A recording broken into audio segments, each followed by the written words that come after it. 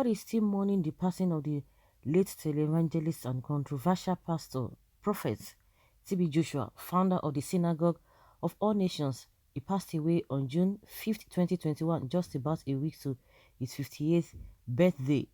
He left behind a wife and 3 children. His widow is the beautiful and unassuming Evelyn Joshua. Who is Evelyn Joshua? Where is she from? Where and how did she meet her late husband? City People's investigation revealed that the pretty simple and down-to-earth wife of the prophet T.B. Joshua has been an incredible force behind the enigmatic prophet and the success story of his ministry. It was in 1990 that they met. She joined him long before Squan became the monumental and flourishing ministry that it has become today. She's believed to be the second most influential person in the ministry after her husband. She meets and counsels individuals who are unable to meet the prophet. She also preaches very occasionally in the church. Evelyn started school at St. Emichita Primary School in Ezi Town, Delta State, Nigeria. She was born on 17 December 1968 in Okala, Okpumo, Delta State, Nigeria, to Mr. and Mrs. Nicholas Akabude. Therefore, as of June 2021, Evelyn Joshua's age is 52 years old. Evelyn had a twin brother, although fate took him before time. In 1977, she relocated to Lagos and joined Orile Primary School and further went to secondary school. Upon graduating, she secured a chance to work at the Nigeria Distilleries in Ota, Ogun State. Her path and that of her husband met in 1990. According to the late man of God, meeting his wife was arranged by divine power, and he proposed to her on the same day he saw her. Evelyn was apprehensive about the unforeseen marriage proposal, although she said yes, and they were married for 30 years before the man of God's passing on 5th June 2021. Their marriage faced a couple of challenges due to cultural differences, although the grace of God sailed them through. According to the wife, in an interview granted years ago, the man of God proposed to her 45 minutes after they met. That sounds strange indeed, but it is true. Hear her story. 23 years ago, I visited a sister somewhere at Ikotuigwe, and when they were talking about a particular man, a prophet, to be precise. It was a kind of meeting, to be precise, and it's like everybody in that gathering, or at least half of the people in the room, had actually visited him, so they were saying a lot of good things about him. I was thrilled. At the end of the whole thing, I called a sister outside and asked whether she could take me to the prophet. I didn't ask to go there out of curiosity. I actually needed a guide at the point in time. The interviewer asked if she had not told the prophet anything about herself before then, to which she said no. No, we were just looking at each other until he at a time wrote my name on the piece of paper.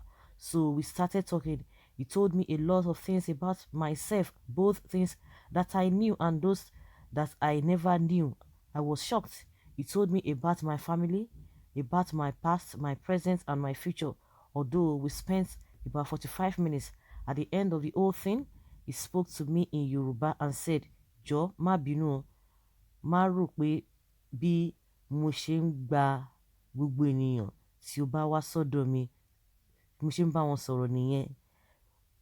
Mo ní mi ò ní àlè, mi ò dẹ̀ fẹ́ ní àlè, ṣùgbọ́n ṣé o fẹ́ fẹ́ mi?" Sheofoemi translated, this means that please don't be annoyed. Don't think this is how I talk to everyone that comes to me. I don't have a concubine and I don't want to have a concubine, but can you marry me? Just like that, it was strange, but that gives us an insight into what the scripture says, that the Spirit testifies with our spirit that we are God's children. I think that was it. That was how I met him. Some months later, I asked him why he thought it was right seeing a lady for the first time and going on to propose to her. He said he had seen me 4 days before that very day. The marriage between Pastor TB Joshua and Evelyn Joshua gave rise to 3 children, 2 of whom have been in the limelight. According to TB Joshua's wife, her husband has never been bothered about the gender of their children despite the attention that male children receive. Sarah, the eldest of the 3 daughters, is a law graduate from the London School of Economics and is currently pursuing a PhD. She was admitted to the bar in Nigeria as a legal practitioner in December 2015. Sarah got married to a Tanzanian man in Arusha, Tanzania in 2021. Promise is a student at the London School of Economics, pursuing international relations and politics. Promise is currently pursuing a master's degree. The youngest of Evelyn's children just completed her secondary education. The obviously shattered Evelyn mourned her husband through a post on Twitter. Her West says losing a loved one is never easy, whether sudden or foreseen.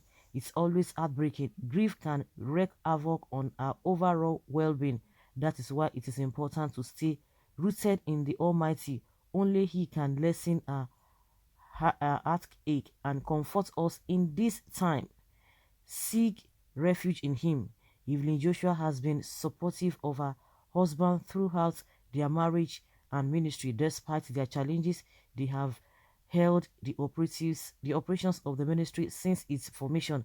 Meanwhile, the ministry has been pouring tributes to the deceased televangelist. Okay, that's a nice one. That's okay, that's a history, how they met and what transpired and how they have lived their life when the man, was alive. And as it is now, the woman is going to carry on alone. And as I was just going through all of this, is what just came to my mind. Well, to a very large extent, looking at the woman, you know that she's a very, very reserved person, and I think in all, nobody has a power to be able to, just to say, oh, I can move on. With God, all things are possible, because if it is not God, honestly, it is not an easy thing. Of course, just like you said, losing a loved one, whether you have seen it or it came all of a sudden, it's not an easy thing. Honestly, believe you me, even those who have parents or they have a loved ones who are close to 90 something, even when they die, people still mourn them. Oh, I'm going to miss this person, irrespective of the age. Not to talk of, somebody who died at that young age. Well, so guys, let's hear your opinion. Let's know your thoughts on this touching story.